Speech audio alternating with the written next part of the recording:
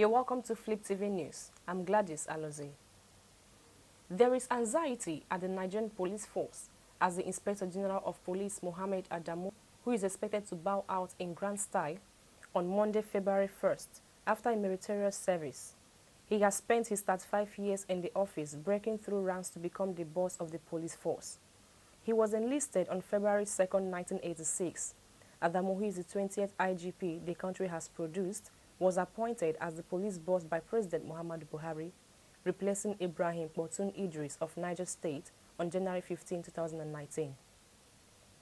The president has on many occasions expressed trust and confidence in Ibrahim's leadership of the force and has shown demands for the sack of the security chiefs amid a deluge of security challenges. He is expected to hand over to senior in rank, including AIG Moses Jitibo, who may be announced the new sheriff of the force. Meanwhile, 4 senior officers have been dismissed from the Nigerian police force over various forms of serious misconduct. Nigerian service chiefs traveled to Borno State on Sunday as the renewed war against Boko Haram gets underway. The state has been the epicenter of insurgency for more than a decade. The military heads met Governor Babagana Zulum at the government house in Maiduguri, the Borno State capital. Zulum appealed for collaboration between Nigerian armed forces and neighboring countries. He called for an improved military-civilian relationship to boost trust and increase intelligence gathering. Zulum assured the generals of his administration's commitment to assist the military in any possible way to ensure victory against the enemy. The governor advised them to tolerate fair and constructive criticism that will enhance their productivity. He added that for the Nigerian military to achieve success, there must be robust coordination and collaboration among all arms. Zulum charged forces to sustain their firepower and deny insurgents breathing space by blocking all routes they use to launch attacks. In his remarks, Irabo assured that military operations will receive a boost and vowed to wipe out insurgents. The CDS crave for understanding and support of the civilian population in the fight against terrorism. Governor Nyesom Wike of Rivers State has commended President Muhammadu Buhari for listening to calls for a replacement of the nation's service chiefs, noting that the former service chiefs could not perform their roles efficiently because they were fully involved in politics. He advised the newly appointed security chiefs to stay away from politics, noting that they must understand that there is a lot of work to be done owing to the enormous insecurity challenges. Wike called on the newly appointed service chiefs to do the right thing, else they'll be criticized.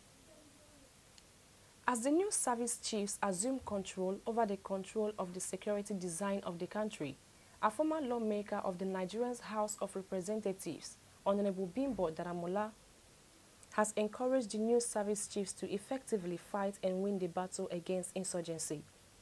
Honorable Bimbo Daramola said, out-and-out triumph inside a brief time frame will be satisfactory to Nigerians and attest to the skill of the new service chiefs.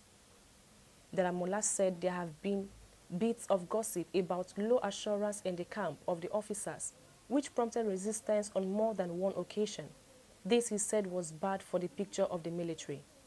The service chiefs have additionally vowed to address the issue of weakness, which is a significant test facing the administration of President Buhari.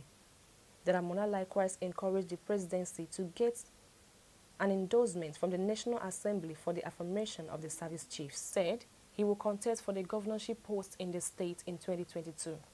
Mr. Oni, a former deputy national chairman of the All Progressive Congress, APC, before decamping to the People's Democratic Party, PD, said this in Ado Ekiti while opening his campaign office in preparation for the forthcoming poll in the state.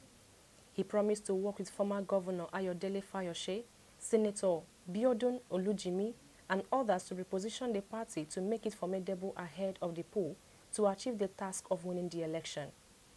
The Economic and Financial Crimes Commission, EFCC, will on Tuesday, February 2nd, arraign Senator Orji Kalu before the Federal High Court in Abuja. Kalu will be tried before Justice Inyang Epo on money laundering, charges to the tune of 7.1 billion naira.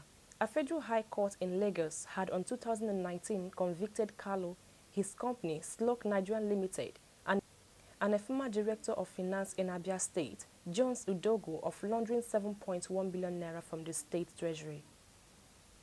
The National Association of Resident Doctors have raised an alarm over the increasing rates of exposure, infection, and fatality to COVID-19 among health workers, especially resident doctors in Nigeria. The national president of association, Okwahesuyi Uyilawa, disclosed this in Owerri, the Imo State capital, at the end of the association's National Executive Council meeting and scientific conference. Uyilawa said the doctors are therefore demanding for an upward review of their hazard allowance and speedy implementation of the life insurance scheme. The national president said NEC resolves that the life insurance scheme for all health workers be speedily implemented and all health workers who have been infected or died as a result of COVID-19 or any other disease infection in the country be compensated. The officials of the Nigerian Drug Law Enforcement Agency, NDLEA, has arrested a female passenger of the Ethiopian airline, Onyejebu Ifesinachi Jennifer, aged 33, in whose luggages whitish powdering substance were found. Upon investigation, officials of the NDLEA said the whitish substance tested positive and proved to be cocaine. The hard drug is said to weigh 26.804 kilograms with 21 billion naira street value. The lady, an hairdresser in Brazil, refused to name her partners, but said she was to hand over the package to someone in Nigeria. She also confessed to have been paid 2 million naira for her services. Students of the University of Abuja on Monday protested at the school entrance against the hike in tuition fee, among other issues. Carrying placards, the students also kicked against the closure of the portal meant for the payment of school fees.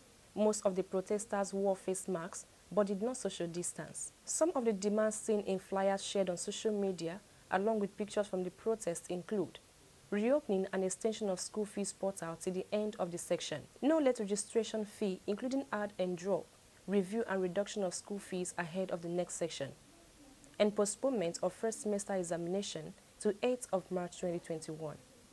With this, we've come to the end of our news for today.